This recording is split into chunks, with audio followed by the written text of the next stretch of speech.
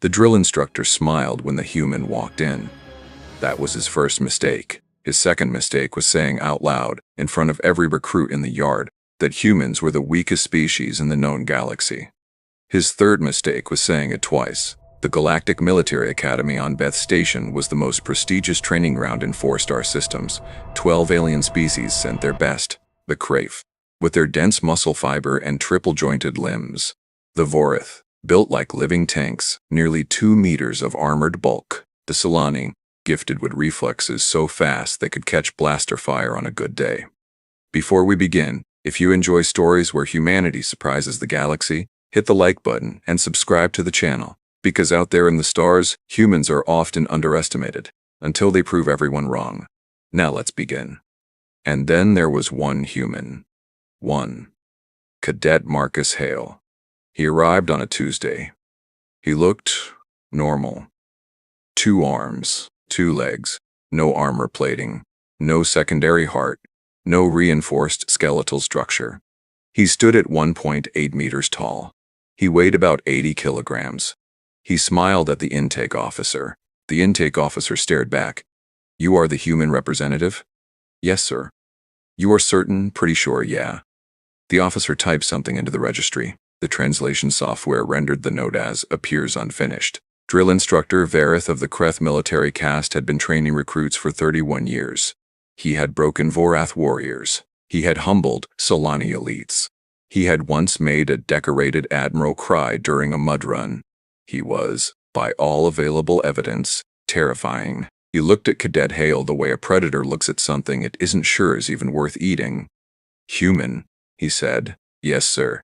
I have been briefed on your species. Good things, I hope?" "No." He walked a slow circle around Marcus. The other recruits watched from the yard. A Vorith named Gorath leaned toward his bunkmate and whispered, "How long before it breaks?" His bunkmate, a Solani named Izzy, tilted her head. "First drill, maybe second." They were both wrong. The first morning started simple. Physical assessment. Every recruit lined up on the training deck. Beth Station's gravity was set to standard, roughly 1.4 times Earth's baseline. The Academy kept it higher than most comfort zones. It was meant to be uncomfortable. It was meant to filter out weakness fast. Verith walked the line. 300 push-ups. Begin. The recruits dropped. Most could do it. The Kreth recruits barely noticed.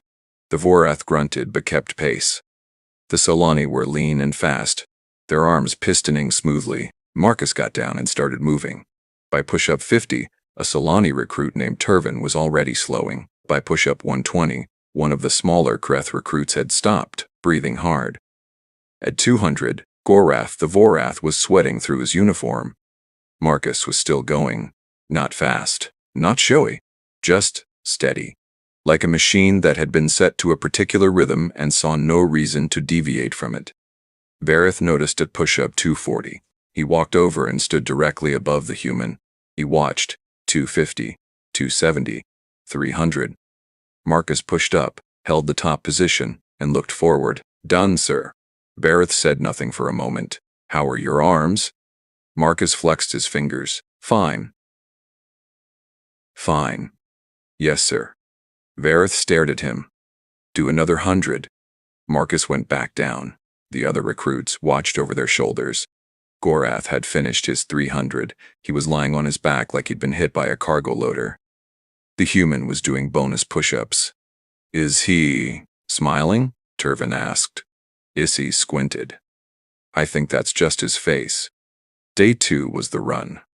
10 kilometers through the station's outer ring. The outer ring had variable gravity. Parts of it hit 2.1 G. Verith loved the outer ring. He'd seen it make veterans weep.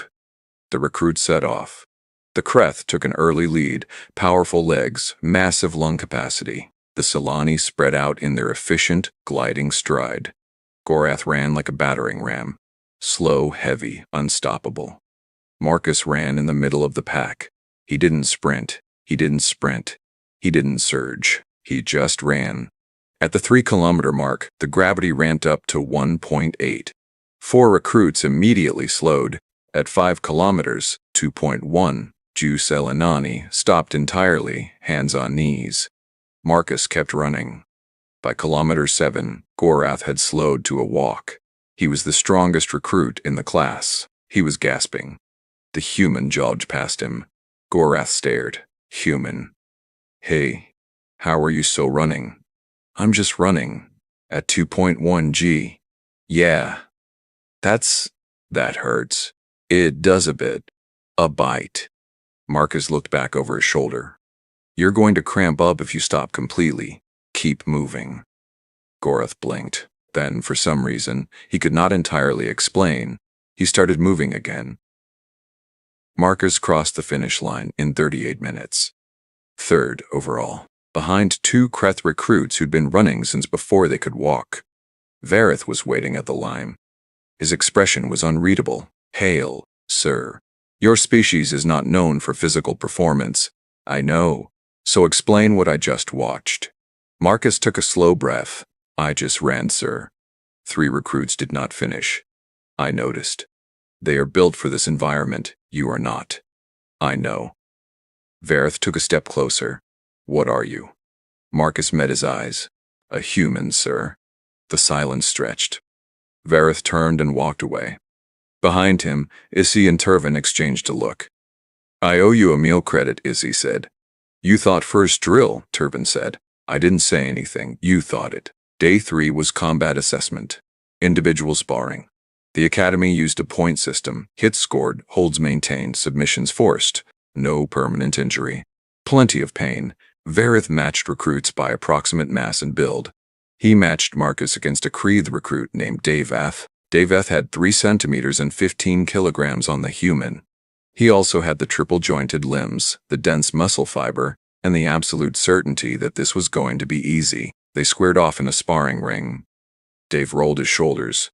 He'd been sparring since age 6. He had never lost to anything that weighed less than he did. I will not hurt you badly, he said. It was, by his culture standards, a generous offer. Thanks, Marcus said. You should yield early.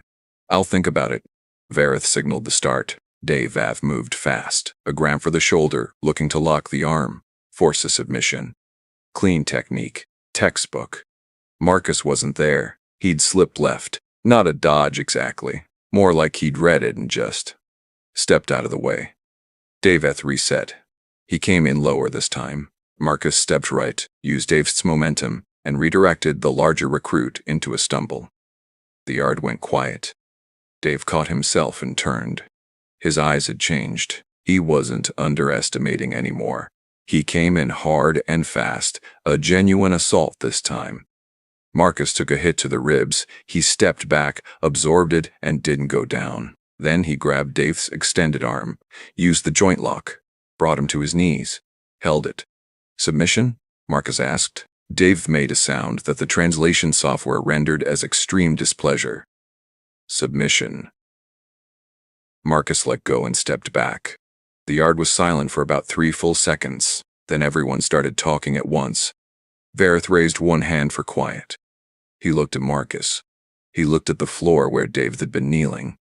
He looked back at Marcus. Where did you learn that technique? Wrestling. Back home. You have a wrestling tradition? Many, actually. Hundreds of years old. Against opponents like Daveth, usually other humans. Sometimes we add weights.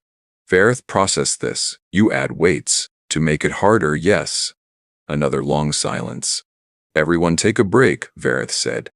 He walked to the far end of the yard. He stood there for a while. Issy drifted past Turvin. He's recalculating, she murmured. He does that face when he's recalculating. Yes. The human made the instructor recalculate. Yes. On day 3. Yes. Turvin looked at Marcus, who was stretching his shoulders like nothing had happened. What is that species? Day 5. Vareth had requested a full physiological file on humans from the Academy's xenobiology database. He read it twice. He called his superior, Senior Commander Rahl, a decorated Vorath officer who had fought in 3 wars and was not known for being surprised by anything. Commander, I need to discuss the human recruit. Already, he performed in the top third on the endurance run. He submitted Daveth in sparring. A pause. Daveth. Yes. The Kreeth, Daveth. Yes. Rawl was quiet for a moment. Is the xenobiology file accurate? One heart, hollow bones. The bones are not hollow, sir. I misread. They're calcium-based but dense. So they're not fragile. Apparently not. And the single heart? Apparently it compensates. Another pause. How? I don't know yet, sir. Rawl thought. What's your assessment, Verith? Verith looked out over the training yard where Marcus was currently doing unassisted pull-ups on the outdoor rig. I think the intelligence file on humans was wrong, sir. Wrong how? All of it? Day 7. Verith escalated. The gravity in the training yard went to 2.4 G. Official reason, advanced endurance preparation. Actual reason, Verith wanted to see. The recruits hit the yard and immediately felt it. 2.4 was not comfortable for anyone. The Kreth recruits tightened their expressions. The Vorath braced. The Solani looked like they'd rather be anywhere else. Marcus walked out into the yard and paused. He rolled his neck. He looked up at the gravity indicators. He looked at Verith. 2.4? He asked. 2.4? He asked. 2.4, Verith confirmed. Okay. Just okay. The morning drill was standard. Push-ups, carries, combat movement drills. Under 2.4 G, every movement cost more. The toll was visible on every face, except one. Marcus moved through the drill with the same mechanical steadiness. Slower, yes. He wasn't ignoring the gravity, but he wasn't braking either. At the halfway point, Turvin pulled up with a muscle strain. A Kreth recruit named Sylvie sat down without permission and didn't get up. Verith let them both stop. He walked over to Marcus. You've been to Earth? Born there. What is Earth's surface gravity? About 9.8 meters per second squared. Roughly 0.7 standard. Verith did the math in his head, so this is about 3.4 times what I grew up in. Verith stopped walking. You are operating in 3.4 times your native gravity. Yes, sir. And you're, he gestured, functional? Yes, sir. That should not be possible. Marcus shrugged, which in 2.4 G required actual effort. I've been told that before. That evening, Verith pulled up every piece of human evolutionary data he could access. He brought in the station's biology officer, a Solani named Dr. Tal, Friss, who had pre-academic credentials and the permanently exhausted look of someone who studied things that didn't make sense for a living. Explain this, Verith said, pointing at Marcus through the observation window. Marcus was in the gym. If you're enjoying the story so far, drop a like on the video. It helps the story reach more people who love humanity-first sci-fi stories. Doing squats.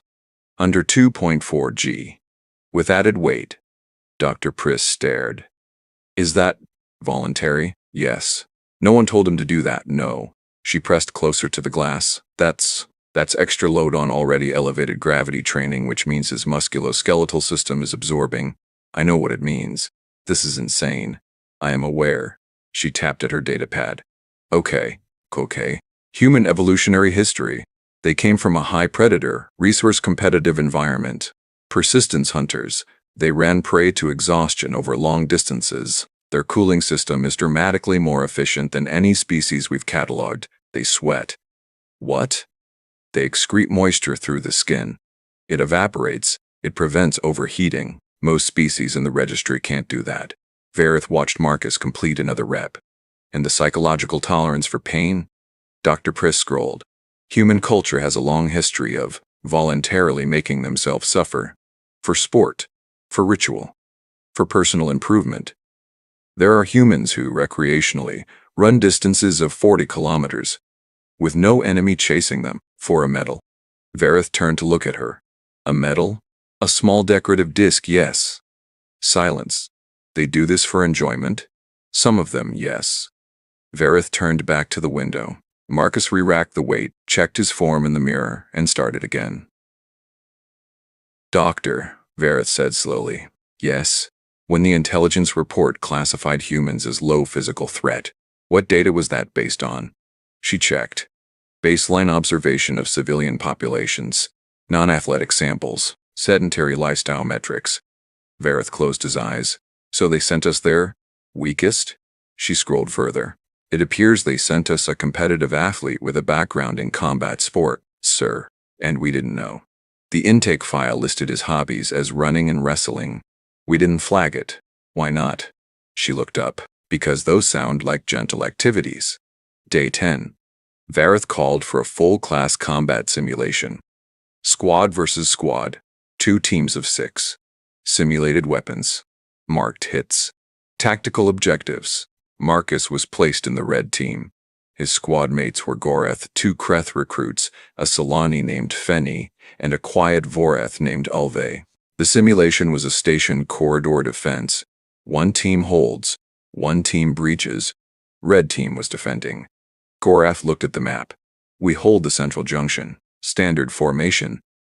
If they hit us from both corridors simultaneously, we're exposed, Marcus said. Everyone looked at him. There's a maintenance access here. He pointed. If we put 1 person there, we cover the flank and get a line on their approach. Goreth frowned. That position is isolated. I'll take it. It's isolated in high pressure. I know.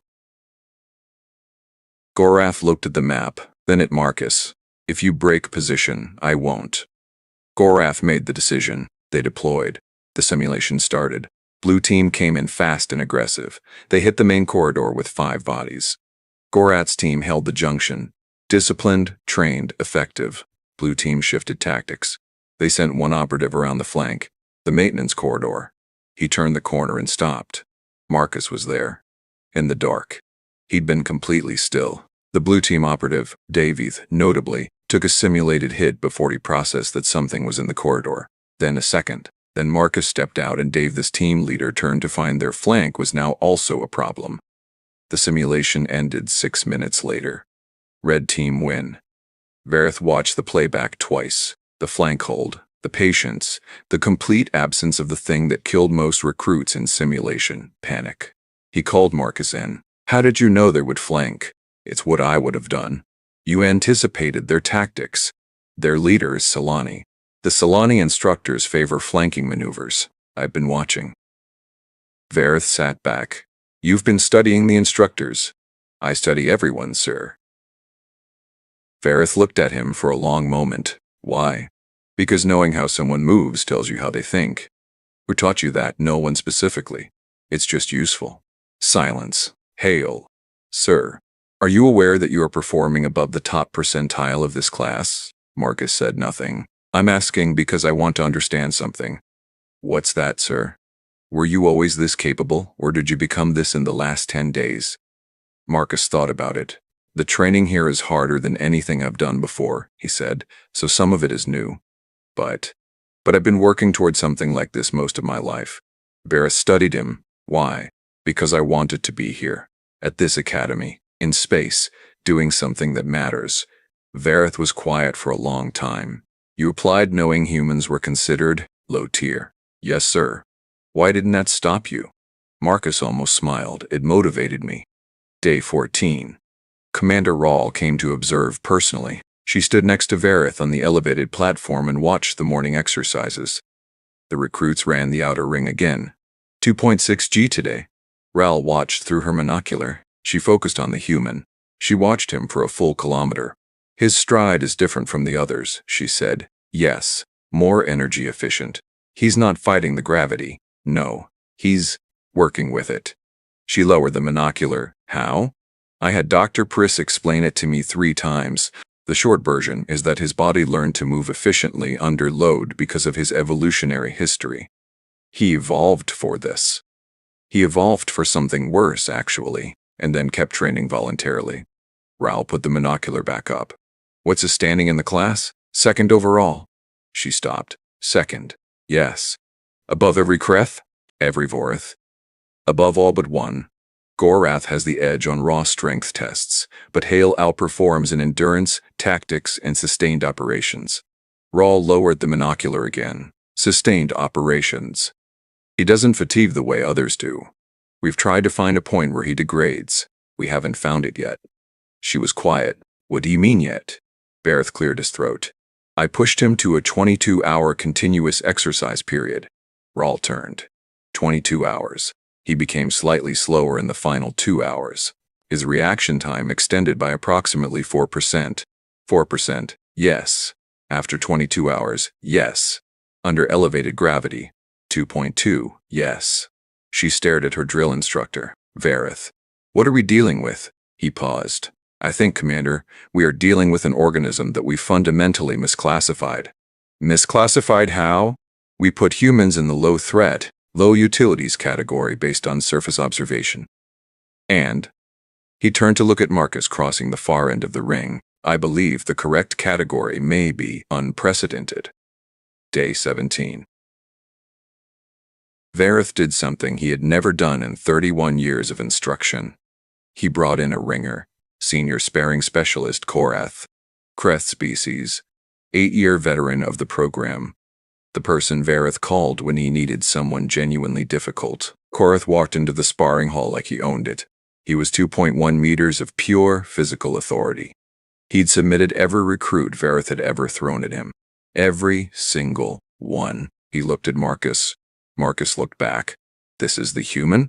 Korath asked. This is the human, Vareth said. Korath tilted his head. He's small. Yes, he looks tired. He ran 20 kilometers this morning. Before this, he volunteered. Korath blinked. He looked at Vareth. Did you want him tired? I wanted him honest. Korath looked back at Marcus with something that might have been respect. All right, human, he said. No point system. Full submission rules. Ready? Yes. You don't want to stretch? Prepare? I've been moving all day. I'm warm. Korath smiled. He had a lot of teeth. This will be interesting. Hope so, Marcus said. It lasted 11 minutes. Later, when Dr. Pris reviewed the footage for academic purposes, she would write in her notes, the human demonstrates an adaptive combat strategy that appears to rely on outlasting rather than overpowering. Initial defense is designed to absorb force and gather information about the opponent's habits and tells. Offensive action is reserved until patterns are established. The human then exploits established patterns with efficiency rather than power. Of note, the human took 3 significant impacts that would have ended the match against a same-species opponent. He did not end the match. He kept moving. Specialist Korath submitted at 11 minutes and 40 seconds due to a joint lock applied to an overextended strike. A strike pattern Korath had used twice earlier in the match. The human remembered. The human waited. The human won. After Korath left quietly, without comment, Vareth dismissed all the other recruits. He stood alone with Marcus in the empty sparring hall. Korath hasn't lost in 6 years, he said. He telegraphs his right hook, Marcus said. He drops his shoulder first. You notice that. After the second one, yes. You let him hit you twice to confirm the pattern. Yes. Vareth sat down on the equipment bench. He was quiet for a moment. There's a human saying, he said finally. What doesn't kill you makes you stronger. Is that accurate? Marcus thought about it. It's more complicated than that, but there's truth in it. On my homeworld, we have a similar saying. Roughly translated, pressure reveals what is already there. I like that. So do I. He looked at Marcus. What was already there, Hale? Marcus was quiet for a moment. Someone who didn't want to be underestimated anymore. Vareth nodded slowly. You were underestimated. My whole life. And that made you. It made me work. And then work more. Another silence. I owe you an apology, Vareth said. Marcus looked surprised. For what? On intake day. I reviewed your file and I thought. He stopped.